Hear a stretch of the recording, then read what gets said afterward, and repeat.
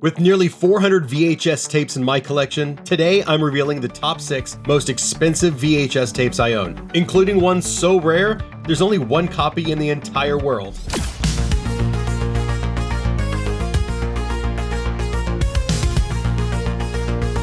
With streaming services like Netflix, Max, Paramount Plus, Peacock, and others, the good old days of going to a Blockbuster or to your local video store or even just to your media cabinet and looking for a movie to play is pretty much over.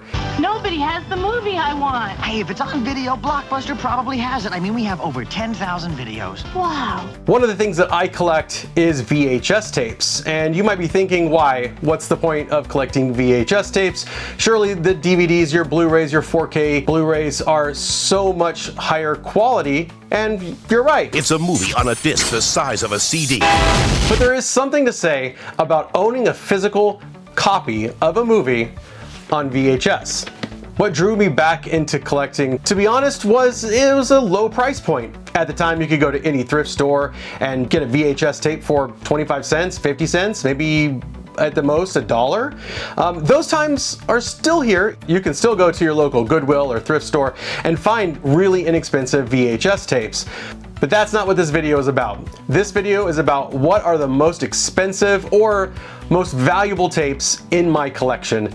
And we're gonna start things off with The Evil Dead. The Evil Dead, originally released on video cassette in 1983. Now, while I don't own the original 1983 release, I do own this copy, which I got at a market at one of the local malls here in town.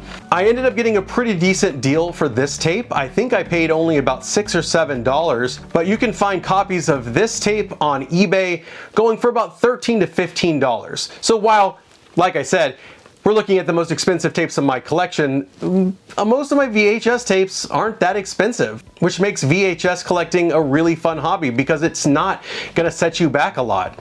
Something that I found interesting about the Evil Dead release was kind of how it became a cult favorite.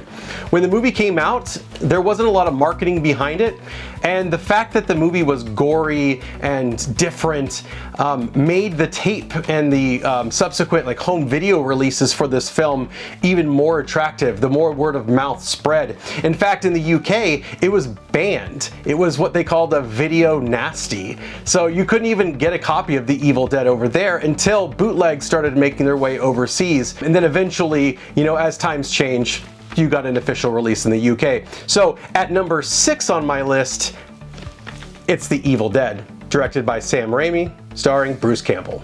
At number 5, it's Pee-wee's Big Adventure. I've always been a fan of Pee-wee's Big Adventure, and I loved that it incorporated things from Texas, particularly a visit to the Alamo. And I think even at that time, I had just gone to the Alamo for the very first time. And so when we heard about his bike being in the basement of the Alamo, I remember thinking, well, that can't be possible. And then of course, you know. Aren't we gonna see the basement? There's no basement at the Alamo.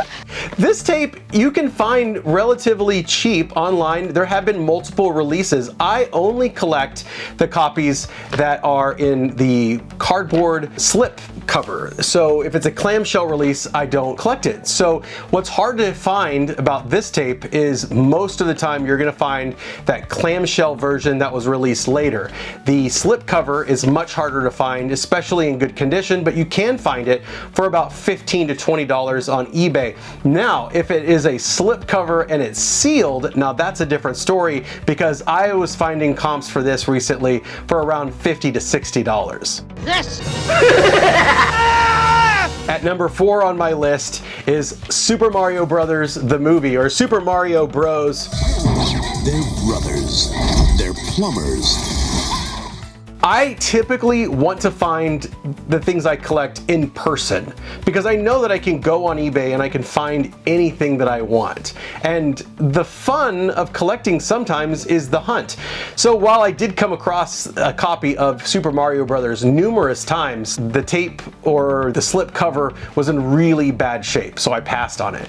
But eventually I stumbled across a really great copy on VHS, and it is one of my very favorites to have. Now, while the movie is debatable as far as its quality, there's a sentimental place in my heart for it. That and another tape that I would have put on this list also around this same spot is The Wizard, which essentially is a 90-minute commercial for Nintendo. I love the Power Glove. It's so bad. Number 4 on this list is Super Mario Bros. The movie. A lot of the movies on my list are all genre films, right? They're horror, it's sci-fi, it's adventure, it's something like that because it's a smaller audience. The next tape though on my list, coming in at number 3, is a comedy that came out in the early 2000s. And that movie is Mean Girls with Lindsay Lohan, Tina Fey. Be happy. She doesn't even go here. Now, the reason why this tape is a valuable tape to find is because it's what they call like some of it's the last releases of VHS tapes. In 2006, the last commercial VHS tape was released. It was Viggo Mortensen's An Act of Violence. This one came out, I believe, in 2004, making it one of the last releases on VHS. It was during a time, everybody else was buying the DVD, so why am I going to buy the VHS copy of Mean Girls?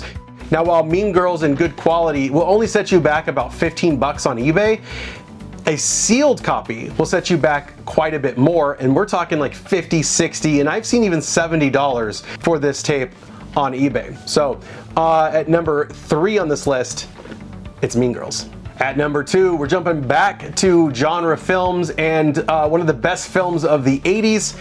It's Gremlins.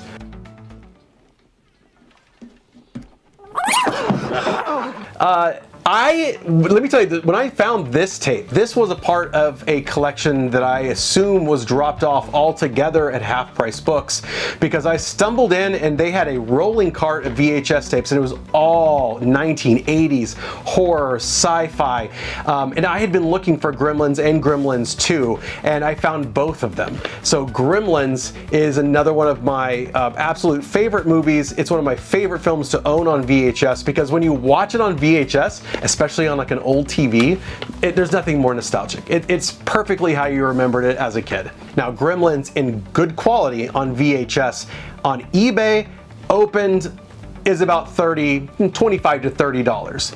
Now, sealed, I've seen it go for around $70. Now, before I go on to number 1, which is the tape that goes for 60 bucks, period, on eBay. You can't find this for less than $60. I do want to make a point of talking about that there are other people who are really into collecting VHS tapes.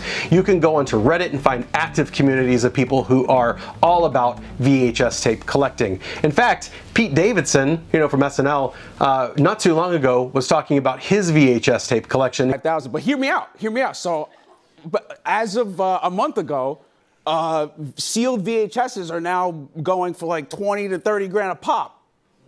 Oh!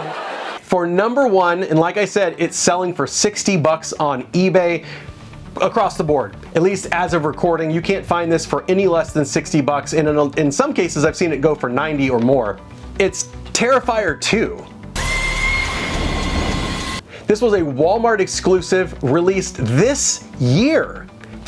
But you're thinking, but wait, Chris, you just said that An Act of Violence is the last commercial VHS tape released in 2006. Well, that was correct until now.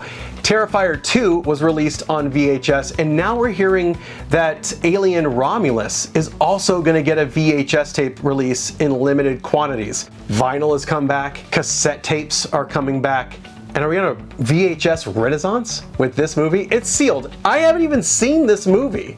I guess I need to watch the first one? I'm not sure. And while that's my top 6 most expensive, most valuable video cassette tapes in my collection, I do have some that only one exists in the entire world. And you might be thinking, well, then that must be the most valuable. Just depends. To me, there's no price tag for it. And you're thinking, well, what is it? This is Star Wars The Mandalorian on VHS. Wait, how do you have that?